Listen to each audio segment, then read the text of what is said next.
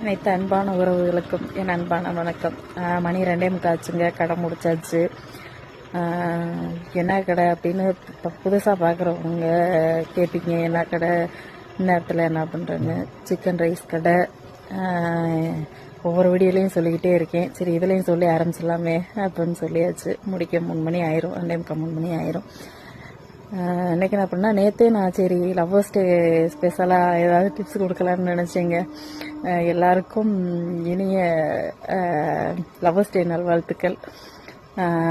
என்னன்னா, அந்த ரோசா பூலாம் அன்னைக்குன்னு பார்த்து 100 150 200 சரி 2-3 நாள் முன்னாடியே வாங்கி ஃப்ரிட்ஜுக்குள்ளே வச்சிட்டிங்கன்னா நாளைக்கு ஈஸியாக கொடுக்குறதுக்கு வசமாக இருக்கும். அதை தான் சொல்லலான்ட்டு நினச்சேன்.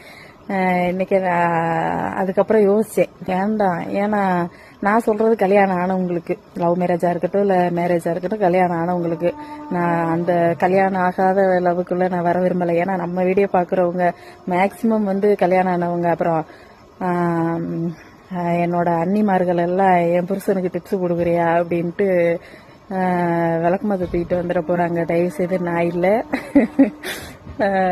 அதனால நான் அதுக்கு வரல. நீங்க அண்ணன்மார்கள் எல்லாம், தோழர்கள் எல்லாம் மனைவிக்கு பூ வாங்கி கொடுங்க, ரோஜா பூ. என்னை பொறுத்தவரையும் இந்த ஹக் டே, ப்ரப்போஸ் டே, லவ்வர்ஸ் டே இதுலலாம் பெருசா உடன்பாடு இல்லைங்க. ஏன்னு கேட்டிங்கன்னா, பிறந்த நாள் கல்யாண நாள் கொண்டாடலாம். ஏன்னா அது அந்த நாளில் நடந்த விஷயம். அதனால அது ஒன்றும் நமக்கு வித்தியாசமாக தெரியாது. ப்ரொப்போஸ் டேன்னா என்ன ப்ரொப்போஸ் டே, நம்ம என்னைக்கு நம்ம வீட்டுக்காரர் என்னைக்கு பிடிக்காம இருக்கு, என்னைக்கு நம்ம பிடிச்சிருக்குன்னு சொல்லாமல் இருக்கோம், என்னைக்கு சண்டை போடாமல் இருக்கோம், எல்லாம் அவ்வளோதான்.